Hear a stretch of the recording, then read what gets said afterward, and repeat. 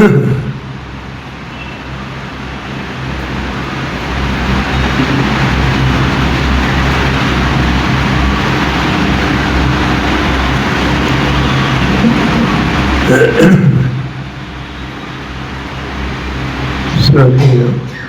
সন্ন্যাসীবৃন্দ, ব্রহ্মচারীবৃন্দ এবং ভক্তবৃন্দ, আপনারা জানেন এই আশ্রমটি 100 বছর অতিক্রান্ত হয়েছিল, বোধহয় 1914-15 সাল এরকম সময়। 100 বছর ধরে একটা আশ্রম টিকে থাকার মানে বোঝা যায় তার একটা নিজস্ব প্রাণ শক্তি আছে। তার মানে সেটা 100 বছর ধরে টিকে থাকে না, এবং সে তার সঙ্গে সেখানকার যারা গ্রামবাসী, ভক্তবৃন্দ, অনুরাগীবৃন্দ যারা সহযোগ করে যাচ্ছেন, তারা নিশ্চয়ই এর একটা প্রয়োজনীয়তা বোধ করেছে 100 বছর ধরে। তা না হলে তারা এর সঙ্গে সম্পর্কও রাখতেন না, এবং এর দ্বারা তারা সঙ্গে সহযোগিতাও করতেন না। তাতেই বোঝা যায় এর একটা প্রাণশক্তি আছে, এবং এর সঙ্গে এখানকার লোকাল পিপল যারা রয়েছেন তাদের সঙ্গে এর একটা সম্পর্ক স্থাপিত হয়ে গেছে। এর পেছনে আছেন বাবুরাম মহারাজ। বাবুরাম মহারাজ এই নিকটবর্তী একটি গ্রাম, সেই গ্রামে তিনি এসেছিলেন। আমরা পড়েছি যে যখন সেখানকার একজন বর্ধিষ্ণু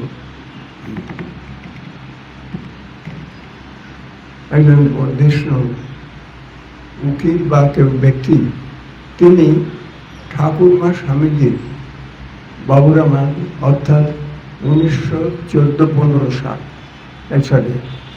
1914-15, অর্থাৎ কতদিন আগে, 100 বছরের ওপর বেশি আগে, সেই সময়ে তিনি ঠাকুরের বই কিছু পড়েন। ঠাকুরের বই পড়ে, কথার মধ্যে পড়ার পরে তার ধারণা হয় পরমহংসদেব একজন খুব বড়, এবং জানতে পারেন যে এখনো পরমহংসদেবের কাছে যারা সব যেতেন দীক্ষিত, এরা সব আছেন, জীবিত আছেন, এবং বেলুড় মঠে সেখানে তারা থাকে। শুনে ওর কি হলো, গেলেন বেলুড় মঠে। বাবুরাম মহারাজ তখন মঠের ম্যানেজার, তার সঙ্গে দেখা করলেন। দেখা করে বললেন, আগ্রহ জানালেন তাকে এখানে নিয়ে আসার। তখন তার এরকম রোডওয়েতে নেই বা ট্রেনও নেই, সুতরাং ওখান থেকে এখানে আনার একটাই মাত্র উপায় জলপথ। একটা স্টিমার তখন কিছু কিছু জায়গার সার্ভিস ছিল ব্রিটিশ গভর্নমেন্টের, সেই স্টিমারে খানিক দূর, তারপর নৌকো করে তাকে নিয়ে এখানে এসেছিলেন। যখন এখানে এলেন, এখানে সেই গ্রামের তিনি ব্যবস্থা যা করে গ্রামের লোক, তার সবাইকে লোকজন ডেকেছিলেন। উৎসব টুৎসব হলো, বাবুরাম মহারাজের কিছু কথাবার্তাও হলো, এবং বাবুরাম মহারাজ দেখে, গ্রামের উৎসাহ দেখে উনি আবেগপ্লুত হয়ে গেলেন। আবেগপ্লুত হয়ে বললেন যে এদের সবাইকে একটু খাওয়াতে হবে। উনি বললেন গ্রামবাসীদের, সবাই ওরকে দেখে এবং ওর কথা শুনে, ঠাকুরকে ইনি দেখেছেন, ঠাকুরের আদরের লোক ছিলেন, শুনে ওরা এমন আবেগ হয়ে গেল, প্রায় হাজার হাজার লোক পরের দিন সেখানে খিচুড়ি রান্না করে, কে চাল দিচ্ছে, কে ডাল দিচ্ছে, কে তেল দিচ্ছে, কে রান্না করছে কেউ জানে না, কিন্তু কয়েক হাজার লোক সেখানে খিচুড়ি খেল। এবং বাবুরাম মহারাজ সেই তাদের সব দেখে, ঠাকুরের এই লীলা দেখে খুব আবেগপ্লুত হয়ে গেছিলেন। ফিরে গিয়ে উনি 2-3 জনকে চিঠিতে লিখছেন যে আমি ওখানে গেছিলাম, আমি দেখলাম ঠাকুর ওখানে গিয়ে বর্তমান, ঠাকুর ওখানে মানুষের হৃদয়ে ঢুকেছেন। আমাদের কালে কালে গোটা মেদিনীপুরটাকে এইরকমভাবে ঠাকুরের ভাবে প্লাবিত করে দিতে হবে। 1915 সালের চিঠিতে তিনি এই কথা লিখেছিলেন। আপনারা ভাবুন আর আজকে আমি আজকেই শুনলাম যে এই 5 মাইল দূর দূর দূর দূর কিছু না কিছু একটা শ্রীরামকৃষ্ণের নামে হয় সংঘ, নয় কথামৃত অথবা পাঠচক্র অথবা কিছু না কিছু সেবা মণ্ডলী, এরকম চলছেই চলছে। তার মানে দেখুন ঠাকুর কীরকমভাবে অলক্ষ্যে, আমরা রামকৃষ্ণ মিশন তার এসে আপনাদের এগুলো করে দিইনি। আমরা তো আমাদের এই আশ্রমটাকেই দিকেই নজর রাখি, আমরা সেখানে লোক পাঠাই, বিলিত লোক সংসার শুনিয়ে প্রয়োগ করি। কিন্তু এই যে ছোট ছোট যে পাঠচক্র বা আশ্রম বা সেবাশ্রম বা সেবা মন্দির আপনারা করে তুলেছেন, সেগুলি কিন্তু দেখুন আমরা করিনি, আপনারাই করেছেন। কেন করেছেন? আপনারা ফিল করছেন যে এই ভাবধারার দরকার আছে, দরকার হলে আমি ভালো থাকবো, আমার পরিবার ভালো থাকবে, আমার ছেলে মেয়ে ভালো থাকবে, আমার সমাজ ভালো থাকবে। সুতরাং এই যে একটা আবেদন শোনা এবং জানা, এইটার আবেদনই আপনার কিন্তু এইভাবে রামকৃষ্ণ মুভমেন্ট, যেটা বাবুরাম মহারাজ 100 বছর আগে প্রেডিক্ট করেছেন, আমি তো আজকেই দেখছি যে সেটা এত দূর দাঁড়িয়ে গেছে। আজকেই এক ভদ্রলোক এসেছিলেন, হলদিয়া থেকে, জানি এখানে আছেন কিনা, স্বামী স্ত্রী আর এক দীক্ষা নিয়েছিলেন। ওরা রিটায়ার করেছেন, এখন রিটায়ার করেছেন, তাদের ছেলে এবং মেয়ে, তাদের দুজনাই মোটামুটি, ছেলেও একটা কাজ পেয়ে গেছে, মেয়েও বিয়ে হয়েছে ভালো জায়গায় এবং সেও শিক্ষিতা, তার মোটামুটি দাঁড়িয়ে গেছে, তিনিও পেনশন পান, সময় আছে, কীভাবে কাটাবেন? উনি ওই আশ্রমের সঙ্গে যুক্ত হয়ে গেছে। আশ্রমের যাবতীয় বলেন দীক্ষা হোক, ওষুধ দেয়া হোক, কেনা হোক, কাশি হোক, সব কাজের সঙ্গে তিনি যুক্ত হয়ে গেছেন। এই যে যুক্ত হয়ে গেছেন, কেন হয়েছে? বলেন যে আমি আমার সময়টাকে উপযুক্তভাবে কাটাবার সুযোগ পেয়েছি। আমার একটা কমন স্লোগান আছে, আমি এটা সব জায়গাতেই বলি, আমাদের প্রত্যেকেরই কিছু সারপ্লাস টাইম থাকে, সারপ্লাস মানি থাকে, সারপ্লাস এনার্জি থাকে। সারপ্লাস টাইম থাকে, সারপ্লাস মানি থাকে, সারপ্লাস এনার্জি থাকে। আমি যদি সেটা সদুপযোগ না করি, আমাকে nature will compel me to use it for a wrong cause. আমাকে খারাপ কাজে ব্যবহার করতেই হবে। আমার টাকা বেশি জমিয়ে রাখলে হয় অসুখ করবে, না হয় চোরে চুরি করবে, না হয় কোনো বদভাবে ছেলে মেয়ে অপচয় করবে, নষ্ট হয়ে যাবে। সুতরাং আমার সারপ্লাস মানি, সারপ্লাস এনার্জিও থাকে। আমার যে এনার্জিটাকে যদি আমি সারপ্লাস এনার্জি হয়েছে, আমি যদি সত্যিই আগে সৎভাবে প্ল্যান করে খরচা না করি, তাহলে আমাকে কোনো অসৎ কাজে ওটাকে খরচা করতেই হবে। সারপ্লাস টাইমও তাই, আমাকে সেটাকে সৎভাবে ব্যবহার করতেই হবে। যদি না করি, আমাকে অসৎভাবে ব্যবহার করতেই হবে।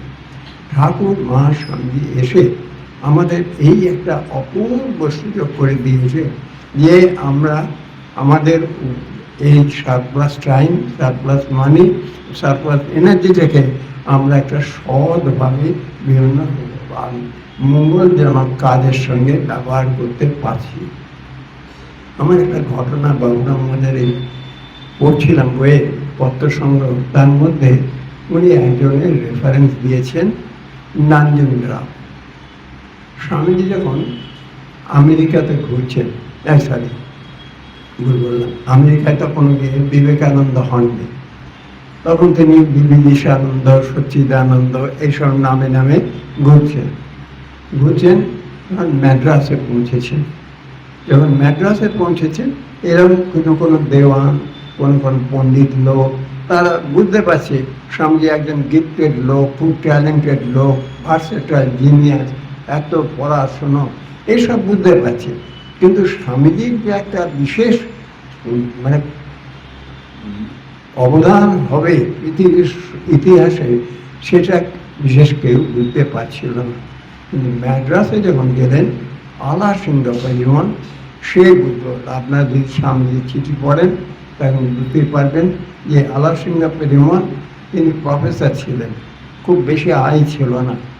তিনি স্বামীজি ট্যালেন্ট দেখেই ভাবলেন এই একজন আছে যে আমাদের হিন্দু ধর্মে যে এই এখন অধোগতি হয়েছে, সে খ্রিস্টান ধর্ম এসে যেভাবে আমাদের সব নিন্দা করছে, পৌত্তলিক প্রত্তলিক এসব বলছে, আমরা সব নরকে যাব, এরকম ধরনের, কারণ তাদের হাতে ক্ষমতা আছে, পাওয়ার আছে, রাজা যা, সুতরাং তারা যা বলবে বাধ্য হয়ে লোককে মেনে নিতে হচ্ছে।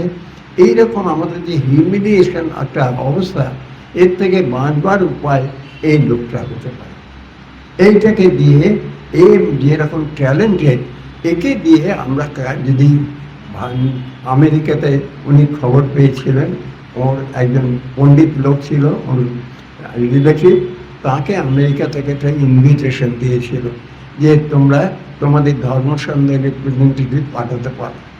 সেইটা ওর জানা ছিল। উনি ভাবলেন একে যদি পাঠানো যায় এ পারবে। সুতরাং তিনি চেষ্টা করতে লাগলেন। তখন টাকায় ভিক্ষা করতেন। তিনি প্রফেসর হলেও তার সঙ্গে বিশেষত তার ছাত্র এবং কিছু লোক, যেহেতু জীবন ছিল খুবই উন্নত মানের, সুতরাং তারা ওকে সাহায্য করলো। ওরা ভিক্ষা করতেন, ভিক্ষা করে করে এরকম করে বাক্স নিয়ে নিয়ে ভিক্ষা করতে যে করে ওকে আমেরিকায় পাঠাবেন। এবং সেই সময় তিনি এমন দূর অবস্থা হলো যে টাকা দু একজন প্রতিশ্রুতি দিয়েছিলেন। কেউ বললেন 500 টাকা দেবো, কেউ 300 টাকা দেবো, কেউ 200 টাকা দেবো, এরকম করে করে জোগাড় হয়ে গেল। মোটামুটি কয়েক হাজার টাকা হলে বোঝা গেল যে যাতায়াত ভাড়া এবং থাকার খরচাটা মোটামুটি হয়ে যাবে। এইরকম হয়ে যাবে। এমন দূর অবস্থা হলো, যখন দেখছেন কিছুই উপায় নেই, তখন আলা সিংহার তার নিজের বউয়ের গয়নাগুলি সেগুলি বিক্রি করলো। এইকে করে স্বামীকে আমেরিকায় পাঠালেন। যখন আলা সিংহা এরকম করছেন, সেই সময় আলা সিংহা যেহেতু ইউনিভার্সিটির প্রফেসর ছিলেন, তার সব ফ্রেন্ডস ছিল। ফ্রেন্ডসের মধ্যে একজনের নাম ছিল নঞ্জন রাও। নঞ্জন রাও উনি ছিলেন সম্ভবত ম্যাথ বা ফিজিক্সের খুব ইউনিভার্সিটি ভেরি ট্যালেন্টেড প্রফেসর, সবাই খুব সুনাম করতেন। তিনি শুনলেন আলা সিংহের কাছে যে ওর এরম একজন খুব গিফটেড লোক এসেছে। তারপর পণ্ডিত লোক, বড় মাইনে পায়, সুতরাং তার রক্ষা করে না। বলে আচ্ছা আমরা দেখি তোমার কিরম বড় পণ্ডিত, দেখবো আমি। বলে ও ঠিক করেছে এবার চ্যালেঞ্জ করবে স্বামীজিকে। ওয়েব তৈরি হয়ে এসেছে। স্বামীজিকে প্রথম একটা দুটো এরকম নাগিং কোশ্চেন করলো। নাগিং কোশ্চেন দেখতে ফটাফট স্বামীজি ওর থেকে অনেক কিছু জানেন, দেখেও চমকে গেল। এইরকম কয়েকদিন হতে হতে আস্তে আস্তে ও স্বামীজির অ্যাডমায়ার হয়ে গেল। স্বামীজির অ্যাডমায়ার হয়ে যাওয়ার পর কিন্তু ইগো তো আছে, ইউনিভার্সিটির প্রফেসর এবং গিফটেড, সব পণ্ডিত মহলে তবলিগ মহলে সুনাম আছে, সুতরাং ইগো আছে। স্বামীজিকে রেসপেক্ট করছে, কিন্তু ওর কাছে সাবমিসিভ হতে চাচ্ছে না। একদিন স্বামীজি মেডিটেশন করছে, ওর একটা যা হয় ওই সময় একটা ইমোশনাল তার একটা ভাব এসেছে, দ্বন্দ্ব চলছে, আমার ইগো বড় না আমাদের ট্যালেন্টটাকে অ্যাকসেপ্ট করা বড়, এইটা এর মধ্যে চলছে। একদিন এসে দেখছে কেউ ছিল না, স্বামীজি ঘরে যেখানে থাকেন সেখানে মেডিটেশন করছে। তখন ও ভাবলো ওর নিজের ইগোটাকে ছেড়ে দিয়ে বলে এই সুযোগ, কেউ তো দেখবে না, এই সময় স্বামীজিকে একটু প্রণাম করি। স্বামীজিকে সে প্রণাম করলো। যেই প্রণাম করলো, স্বামীজি চমকে উঠেছেন। সে একবারে এ কী করলে তুমি? তুমি কী করলে? তারপরে কেন কেন আমি কী দোষ করেছি? না না না, তুমি মা খুব ভীষণ অন্যায় করেছি। তুমি কী করেছি? বলে আমি এখন জগতের দুঃখের কথা ভাবছিলাম, তুমি আমাকে এই অবস্থায় স্পর্শ করেছ, তোমার তো জীবন বদলে গেল। আর তুমি এই জগতের দুঃখ তোমাকে ভাবাবেই ভাবাবে, তুমি আমাকে কেন স্পর্শ করলে? এবং হলো তাই। কদিন পরে ধীরে ধীরে স্বামীজি তখন ওদিকে গিয়েছেন এবং স্বামীজি সুনাম হয়েছে, এসব খবর পেয়েছেন। উনি ধীরে ধীরে প্রফেসরি ছেড়ে দিলেন। প্রথমে ছুটি নিলেন। ইউনিভার্সিটি ছাড়ছে না, এত নাম করা ছাত্ররা ছাড়তে চায় না। ওরা বললো ঠিক আছে, আপনাকে আমি ছুটি দিলাম, 3 মাস, 6 মাস, 1 বছর, 2 বছর, উইদাউট পেমেন্ট ছুটি দিল। উনি কিছু তোয়াক্কাই করছেন। উনি একটা জঙ্গলের মতো একটা আউট হাউস ছিল একজনের, সেইখানকে গিয়ে বাড়ি থেকে বেরিয়ে গিয়ে সেইখানে জপজান সাধন ভজন এসব করতেন। স্বামীর কাছ থেকে মন্ত্র পেয়েছিলেন। ওর এখন তো চাকরি বাকরি চলে গেছে, তারপরে সুতরাং তাকে খাওয়াবে কে? তাঁরই এক প্রফেসর, যেহেতু উনি এত ভালো লোক ছিলেন, তার এক প্রফেসর, তিনি বললেন তুমি আমার বাড়িতে এসে থাকো, আমি খাবো, তোমাকে খাওয়াবো, আমার সঙ্গেই খাবে। রাখলো, খায়। কিন্তু যা হয়, আরে ঘাড়ে তো ফ্যামিলিতে বোঝা এলো, তার স্ত্রী, শাশুড়ি, ওরা পছন্দ করে না। এদের ঘাড়ে আর কোথায় তার একটা বোঝা এলো, এটাকে রোজ রান্না করে খাওয়াতে হবে। এবারে তারা যেহেতু এর ভয়ে খাবার দিত, তার সঙ্গে সঙ্গে রোজই গালাগাল দিত। বলে নিজের হাতের লোককে পায়ে ঠেলে এখানে পরের পয়সায় খাচ্ছি, লজ্জা করে না, এইসব গালাগাল দিত। ও শুনে শ্বশুর মহারাজ তখন ম্যাড্রাস মঠ হয়ে গেছে, উনি খবর পেয়েছেন যে ওকে এরকম অপমানিত করে তখন শ্বশুর মহারাজ এলেন। এসে তো বললেন যে দেখো, আমি তো, আমার আশ্রমে টাকা বেশি নেই, কিন্তু আমিও তো খাই, যা খাবো তুমি আর আমি একসঙ্গে খাবো, চলে এসো না, আশ্রমে থাকো। তখন বললে হ্যাঁ আমি যেতে পারি, আমি খাবারও পাবো, কিন্তু এই গালাগালটা তো পাবো না, ওটাও আমার দরকার। তাহলে বুঝুন যে মানুষটার কত দূর আধ্যাত্মিক উত্তরণ হয়ে গেল, যে যেখানে কারণ সে ভাবছে এটা আমার জীবনের পূর্বজন্মার যত পাপ কর্ম আছে, সমস্ত পাপ কর্মর ক্ষয় হয়ে যাচ্ছে। তো ঠাকুরকে ধরলে মানুষ এইরকম একটা স্টেজে পৌঁছে যায়। আরেকটা ঘটনা বলি, সেটি হলো বলরাম বাবু। প্রথমবার বলরাম বাবু এসেছেন।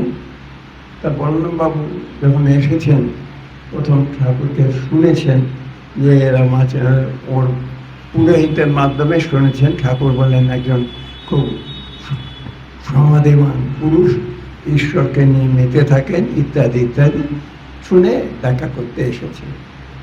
তারপরে একবার দেখলেন, একদম মোটামুটি কৌতূহল মিটল, জমিদার বাড়ির ছেলে, জমিদার, সুতরাং তার যখন থাকে ভ্যানিটি থাকে, দেখে চলে গেল।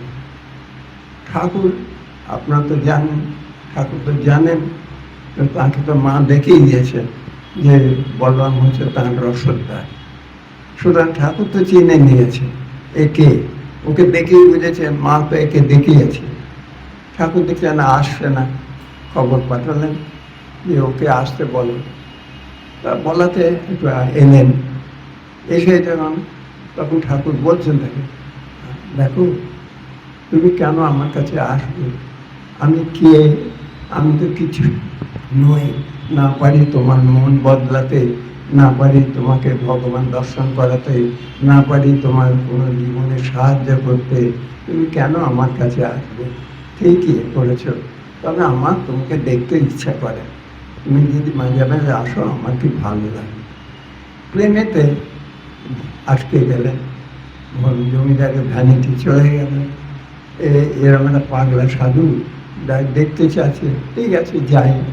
আবার আসতে আরম্ভ করলেন, একদিন দুদিন, আস্তে আস্তে তিনি আকৃষ্ট হয়ে গেলেন এবং তখন বুঝতে পেরেছেন, তার লীলাও বুঝেছেন। তিনি আস্তে আস্তে তার রসদদার হয়ে গেলেন। একবার বলরাম বাবু এসেছেন নৌকো টৌকো করে, তখন পরিচয় হয়ে গেছে। আপনারা জানেন যে রাখাল মহারাজ ঠাকুর নিজের ছেলের মতো দেখতেন এবং রাখাল মহারাজও ঠিক ঠাকুরকে বাবার মতনই ভাবতেন। প্রথম সম্মান ছিল পরে বাপের যেমন পারবো না, আমি করবো না, ছেলে যেমন বলে ঠিক ওই রকমই উনি আমাকে বলতে আরম্ভ করলেন। মা ঠাকুর বললেন পরে একটু পান সার, আমি পারবো না মশাই। হ্যাঁ, ঠাকুর কিন্তু খুব খুশি হলেন। লাটুর মা রেগে গেলেন, কি গো তুমি, উনি বলছি না তুমি করবে। তারপরে গিয়ে ঠাকুরকে বলছেন, ঠাকুর বলছেন না না ও ঠিক করেছে, ওর সঙ্গে আমার এই সম্পর্ক, ও তো আমার ছেলে, ছেলে তো বাপকে এরকম বলতেই পারে। এই যে লাটু মহারাজের সরি একদিন রাখাল মহারাজের কাপড়টা ছেঁড়া, ঠাকুর দেখেছেন, দেখে ঠাকুর কাঁদছেন, আরে কেউ নেই গো যে আমার রাখালকে একটা কাপড় জুটিয়ে দেয়। ঠাকুর তো কারোর কাছে চাইবেন না কিছু, কিন্তু তার ওই দুঃখটা করছেন, দুঃখ প্রকাশ করছেন যে আমার রাখালের কাপড় ছিঁড়ে গেছে, রাখালকে কেউ কাপড় দিতে পারবে না। বলাতে তখন একজনকে শুনে বলে আচ্ছা আচ্ছা আচ্ছা যাও একটা কাপড় এনে রাখালকে দিয়ে দিল। একদিন রাখালের খিদে পেয়েছে, রাখাল বলছে আমার খিদে পেয়েছে। তো ঠাকুর এখন কী করবেন? তা ঠাকুর ওখান থেকে চিৎকার করছেন, এই গৌরদাসী তুই কি আমার রাখালের খিদে পেয়েছে, তুই কিছু নিয়ে আয় না। তারপর দেখা গেল একটু পরই বলরামবাবু আসলেন একটা নৌকো করে, সে নৌকোতে গৌরদাসীও আছে এবং সে এক গামলা রসগোল্লা আছে, সেই গামলা নিয়ে এলো। তার ঠাকুর ডাকলেন, এই রাখাল আয়, তোর তো বলছি খিদে পেয়েছে, আয় খা। রাখাল তো রাগ হয়ে গেছে, বলে যে আপনি সবারই সামনে আমাকে এরকম করে খিদে পেয়েছে বলছেন কেন? মানে কি রিলেশন দুজনে, যে একটা অপূর্ব রিলেশন। এইরকম সে একবার হয়েছে কি, এই বলরামবাবু অনেক ফ্যামিলি নিয়ে এসেছেন, ঠাকুর দেখছেন তো অনেকক্ষণ গল্প টল্প হলো, গোটা ফ্যামিলি নিয়ে এসেছেন, আবার ফিরে যাবেন। আমি ফিরে যাবেন, ওকে প্রণাম করলো, তো অন্ধকার হয়ে আসছে, সুতরাং তাড়াতাড়ি বেরিয়ে গেল। তখন তো রাত্রে আর জোয়ার ভাটার উপর নির্ভর করে চলতো, হাওয়া আর জোয়ার ভাটা, তখন তার স্টিমার টিমার না, নৌকা দাঁড়িয়ে আর পাল তুলে যেতে হতো। তারপরে ঠাকুর দেখলেন খানিকটা যাওয়ার পরই হঠাৎ ঝড় এসেছে। ঝড় আসাতে ঠাকুর ব্যাকুল হয়ে গেলেন, সর্বনাশ হয়েছে, ওই যে ঝড়ে কোথা কিছু হয়ে যায় তাহলে তো আমার বলরাম ডুবে যাবে, এই গোটা ফ্যামিলি ডুবে যাবে। বলে কি লোকে বলবে, আমাকে কি বলবে? বলে হতচ্ছাড়া এমন একটা সাধু যে যার কাছে গিয়ে সবাই মরে গেল। তা এরকম উনি খুব দুঃখ করছে। সেই সময় পাশে যোগেন মহারাজ, উনি তখন যোগিন ছিল, পাড়ার ছেলে, তো উনি ছিলেন সেই সেদিন তার পাশে। উনি তখন ঠাকুরের এই ব্যাকুলতা এইরকম নিজের আক্ষেপ করছেন, সবাই আমাকে যা তা বলবে, বলে এই বাজে সাধু এটার কাছে দর্শন করতে গেল, তারপরে গোটা ফ্যামিলি মরে গেল, এই বলছেন, মানে কষ্ট করছেন, মার কাছে বলছেন, এরকম করছেন। তারপরে যোগেন্দ্র স্বামী উনি শুনে কিছু না শুনে হাঁটতে চলে গেলেন। হাঁটতে গিয়ে একবারে গিয়ে বলরামবাবুর বাড়িতে গিয়ে পৌঁছেছেন। তখন তো অন্ধকারে নৌকা যাবে না, বাড়িতে পৌঁছে গিয়ে সেখানে খবর নিয়ে জানলেন যে না ওরা নিরাপদে, হ্যাঁ নৌকোটা টলমাটল হয়েছিল কিন্তু আস্তে আস্তে ঠিক হয়ে গেল, ওই তারপর আমরা নিরাপদে পৌঁছেছি। এসে যখন যোগানন্দ স্বামী বললেন যে আপনি এত অস্থির হচ্ছেন কেন? আমি তো এই তো দেখে এসে বলছি, আমি দেখে এলাম ওরা ভালো আছে। ও বলেছি, আরে তুই বলিস না, এটা মায়ের ইচ্ছাতে হয়েছে, মা করেছে, এটা তুই কাউকে বলবি না, মা করে দিয়েছে। এটা এই যে ঠাকুরের উদ্বেগ, ঠাকুরের একটু উৎকণ্ঠা, সেই উৎকণ্ঠাটাকে দূর করবার যে ইচ্ছা, এইটা হলো আসল ভক্তের কাজ। এইটি হলো আমরা সাধু ভক্তদের কাজ। ঠাকুরের যেখানে এই আশ্রম আছে, যেখানে ঠাকুরের নাম হচ্ছে, যেখানে ঠাকুরের বাণী বিচার হচ্ছে, সেখানে আমরা যে আমাদের পারি, যতটুকু পারি সাধ্য মতো তার চেষ্টা করব। ঠাকুরকে গ্রহণ করে, ঠাকুরকে বাণী শুনে কীরকম চেঞ্জ হয় আমি বলি একটা ঘটনা। এই আমাকেই একজন আমারই কাছে দীক্ষা নিয়েছে, মহিলা প্রফেসর, উনি লিখছেন যে মহারাজ কদিন আগে আমি ট্যাক্সি থেকে নামলাম, নামার সময় তাড়াহুড়িতে আমার পার্সটাকে গাড়িতে ফেলে ট্যাক্সিতে ফেলে দিলাম। ফেলে আসার পরে অনেক পরে যখন টের পেলাম, আমি তো খুব অস্থির হয়ে সর্বনাশ, আমার অনেক টাকা আছে, কোনো কিছু ডকুমেন্টসও আছে, বলছে যে টাকাটার জন্যে বেশি আমার উদ্গ্রীব হয়ে গেলাম, এতগুলো টাকা ওর মধ্যে রয়েছে। তারপরে এসে ততক্ষণে গেলাম, তো সেটা তো বেরিয়ে চলে গেছে, আমি নোট ফটো করিনি কিছুদিন না, খুব গালাগাল দিচ্ছি ট্যাক্সিওয়ালাকে। আর বাবাকে বললাম, আমার বাবা তখন বললেন যে দেখ মা, তুই যখন জন্মেছিলি তখন কি টাকা নিয়ে জন্মেছিলি, আর তুই যখন যাবি তখন কি টাকা নিয়ে যাবি? সুতরাং আর ভাবতো ওর এই টাকাটা পাওয়াতে কত আনন্দ হলো, ওর কত সমস্যা দূর হয়ে গেল। তুই যদি ইচ্ছা করে দিস তাহলে ভাবতো, ভেবে দেখবে। এই ঠাকুরকে গ্রহণ করে, ঠাকুরকে চিন্তা করে তাদের মনের কি উত্তরণ দুজনেরই হয়ে গেছে। এইটি হচ্ছে যে সমাজে তো সমস্যা থাকবেই, সমস্যাটাকে একটা পজিটিভ অ্যাপ্রোচে আমাকে নিতে হবে। একটা ঘটনা বলি, ইরাকের এক মহিলা, তিনি আমার কাছে দীক্ষা নিয়েছেন, তিনি টিচার। তার